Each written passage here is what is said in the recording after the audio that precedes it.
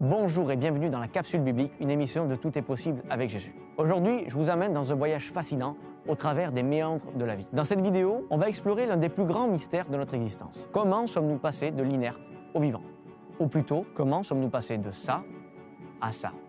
Un saut extraordinaire qui défie les explications simples du hasard. On va voir ensemble comment la science s'est torturée les méninges pour expliquer ce phénomène et quelles sont les conclusions de certains scientifiques. La théorie de l'évolution, c'est bien, mais elle n'explique pas tout. Notamment comment on est passé de la matière inerte à des organismes vivants, capables d'évoluer et de se reproduire. Pendant longtemps, les scientifiques nous ont parlé de la fameuse soupe primitive. Tous les ingrédients de la vie se seraient réunis dans un étang d'eau chaude et avec beaucoup de temps, les éléments se seraient unis entre eux pour former la molécule d'ADN et la cellule telle qu'on la connaît. Et tout ça par le plus grand des hasards, bien entendu.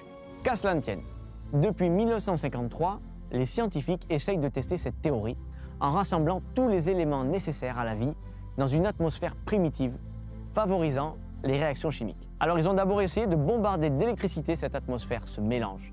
Ils n'ont rien obtenu.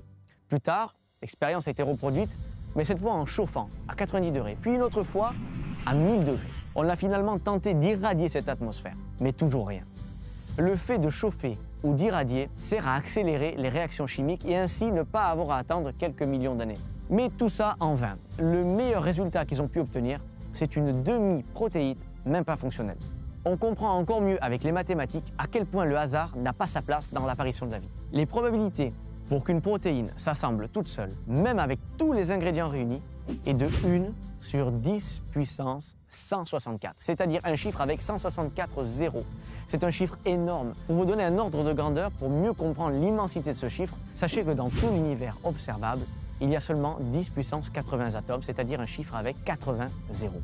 Si chaque atome de l'univers était un essai pour fabriquer une protéine, il faudrait alors plusieurs univers pour espérer en fabriquer une par hasard. Et quand bien même on obtiendrait cette protéine, ça ne suffirait pas à produire la vie parce que, tenez-vous bien, il faut au minimum 180 protéines différentes pour la plus simple des cellules, sans parler d'un système ADN, un système ARN, plus les enzymes, etc.